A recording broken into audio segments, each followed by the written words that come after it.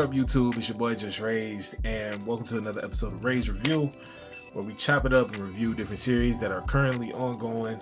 Today, we talking about Penguin episode 2. I ain't gonna hold you. Episode 1 had me hooked, had me locked in.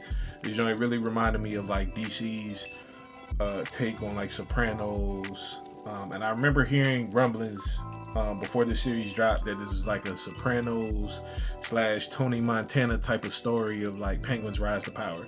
So going in there with hearing that stuff, I was just like, I ain't gonna gas it too much till I actually see the product. Saw the first episode, was locked in. Second episode picks up right where the first episode kind of left off, and we see Sofia Falcone pretty much going through like a traumatic dream sequence where she's like trying to still process and deal with the death of her brother and seeing her brother's dead body. And it's just it was kind of sad. I ain't gonna hold you, low key. It was kind of sad to just see her go through that dream sequence of him being pretty much assassinated in front of her, and she couldn't do anything about it.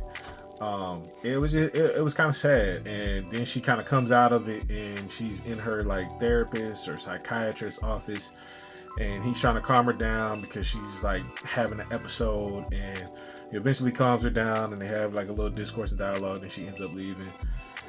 And it was just that scene was just it was dope. It was a dope scene. It was the actress playing Sofia Falcone. She been doing her thug this. Everybody in this show low key been doing their thug this, but Penguin and Sofia, chef's kiss. Y'all been killing it. Colin Farrell. Every time I look at Penguin, I do not see Colin Farrell. So just that alone, just the way his movements, his mannerisms, his accent, his twitches, like everything about him doesn't give Colin Farrell. So just to see him doing what he does and doing it so well, it's just like, yo, they've been killing their roles. And even the young boy playing Victor, playing Penguin's driver, he's been doing a great job too. We see the plot kind of thicken. We see Penguin having a meeting with the Maroney family and just really kind of laying his cards on the table and letting him know, like, yeah, I kind of set you up for the okie doke and for the fall of killing Sofia Falcone's brother, but you know what I mean, if you trust me a little bit, we could work together, we could bring them down and put y'all in position. Whole time, if you know anything about Penguin, he's only for his own self-interest. So he doesn't care about the Falcones or the Maronis. He just wants to put himself in a position of power and put himself on top. And we get to see more of that. We get to see more of his relationship with his mom throughout the episode and her dementia developing, and just their weird relationship. Their relationship's always been super weird, but just seeing it develop on screen is all. It's just, it feels real and it feels twisted in an odd way, but it looks like his mother's neighbor found her across the street. Oh no, his mother's landlord found her across the street, just kind of out of it. And so he ends up checking in on her. And I know I'm skipping around the episode a lot, but it was just, it was a lot of good things in episode 2 that just developed. We got to see Penguin kind of in his own element, pinning each family against each other, thinking on the fly, making quick decisions. And it's funny because he even later in the episode kind of broke it down to Victor as well, since Victor is supposed to be his driver and he's supposed to be teaching him the game, because Victor kind of fumbled the bag and wasn't able to put jewels in a specific person's car to set up a frame the way Penguin calculated it. He ended up getting caught and ended up having to run away. And so because of that, Penguin had to think on the fly and really like audible like crazy, and he ended up getting away with it, which is crazy in and of itself. But through the process of him getting away with it, you can just see how he's playing each and every individual character that he's interacting with. He's playing Sofia. He's playing. It's like the only person he's really being honest to is, it seems like, is Victor. and maybe his girlfriend a little bit. And I wouldn't even say a little bit with his girlfriend, but I would say maybe Victor seems like the only person he's actually being 100 with, because like everybody else you can kind of see him playing, even his girlfriend you can kind of see him playing her as well. And it's just interesting to see Gotham through Penguin's eyes, and to see him position himself, position the two families against each other, position Sofia Falcone against the Falcone family. And I ain't gonna hold you. Episode 2 was just it was fire. It was dope to just see the way it progressed. And he with Penguin being the inside man for the Maronis against the Falcones, he ends up giving them this information to let them know that they're going to be moving some drugs, a specific route, and for the Maronis to pretty much hijack the drugs and steal it and kill whoever's involved. Penguin thought he was going to get away with it, scot-free, no issues, just cool. But one of the Falcones actually told him to ride with the truck that had the drugs, and of course that's the truck that ends up getting shot up. Penguin ends up making it out. They end up getting the drugs, but they end up the Maronis end up getting the drugs, but they end up losing some people. And then Penguin and the Falcones end up losing some people as well. And through that process, that kind of creates the conflict of episode 2, and just finding out, not only Sofia's trying to still find out who killed her brother, but now they feel like they have a mole on the inside, which is true. And now they're trying to figure out who the mole is, and Sofia's trying to figure out who killed her brother. And the Maronis don't appreciate what Penguin did, and they're trying to they feel like he's playing them as well. And so they're pretty much putting pressure on him to pretty much deliver on what he said he was going to do, as far as getting them the drugs and getting them the territory and all this, that, and the third. And so it was interesting. It was interesting to see. I don't remember his first name. I just know he's the head of the Maroni family. His wife kind of like just taking over and taking action.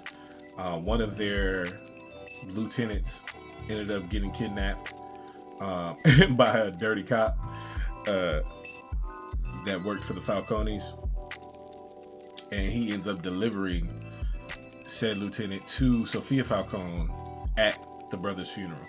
Well, it looked like the brothers' repast, because they had already had the funeral, but it looks like they had went back to the house for the repast.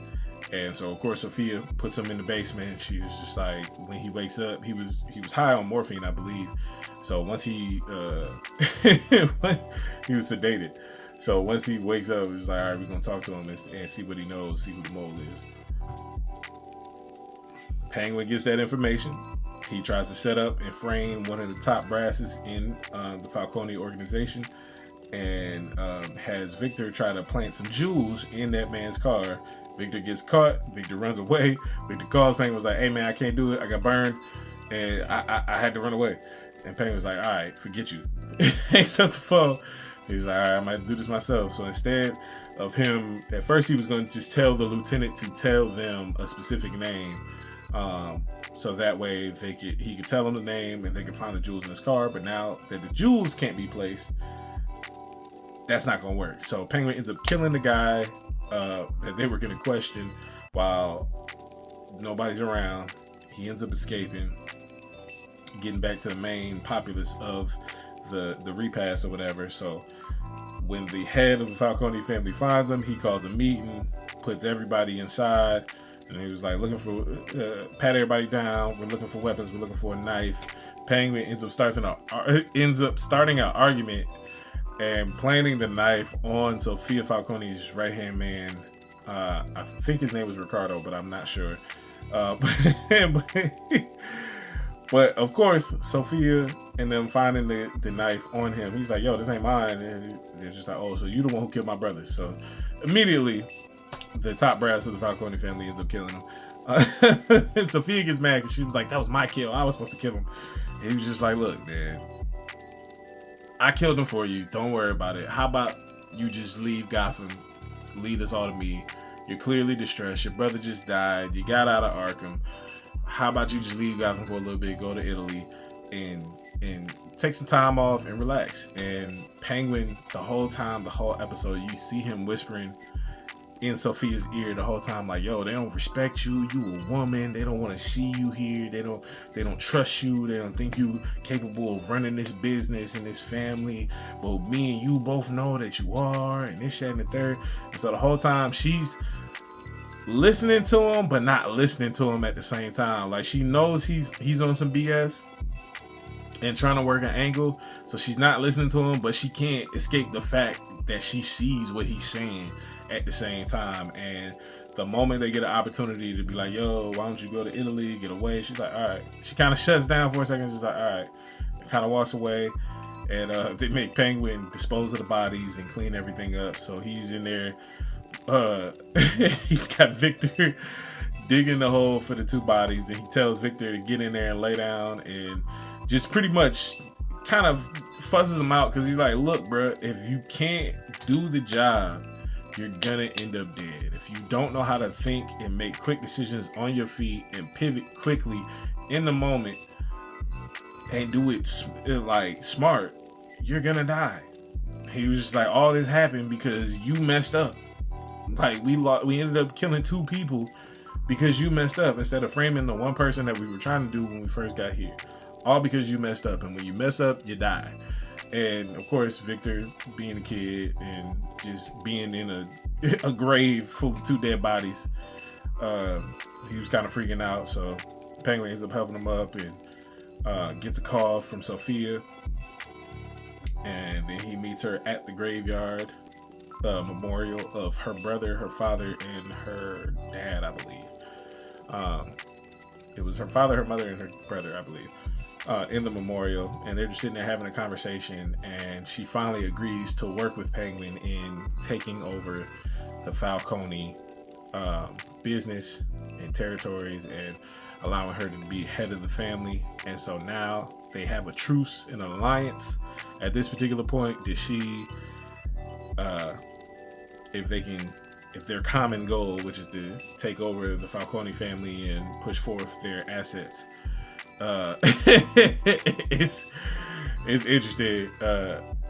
It kind of ends on that note of them just having a truce and an alliance. And I ain't gonna hold you, I'm interested to see how this thing develops, because it's getting real interesting. Like, the fact that they have so many so many ties, the way, like I said, the way Penguin is playing every person he's talking to, it legit feels like the only person he's being upfront with is Victor, and maybe his mom. But even with his mom, I feel like he already knows that she's losing it, and that he just kind of has to be there for her in her time of need. But it feels like Victor's the only person who's able to, that he's actually being upfront with.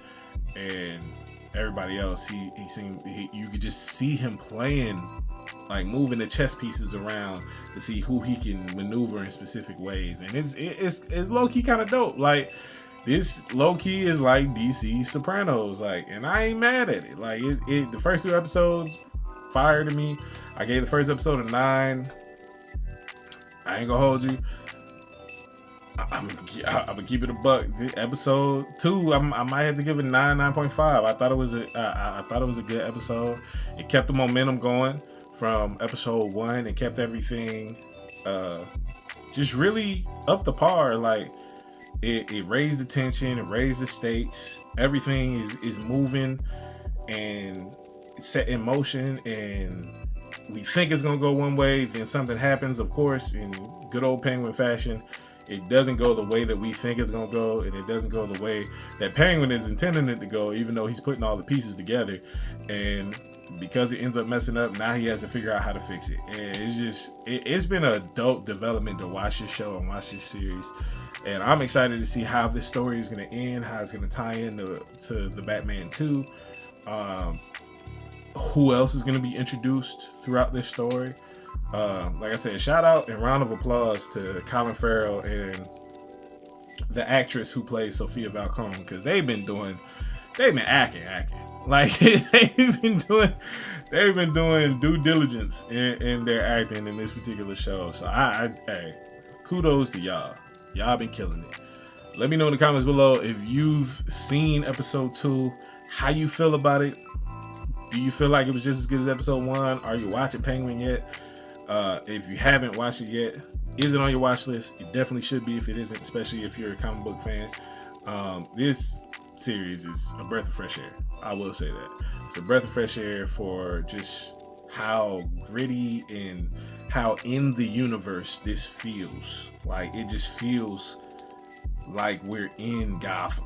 Like, the stories that they're telling, the way the crime is happening, the crime families, the conflict, the different plot points, the way the story is progressing, like, it just, everything, it just feels good.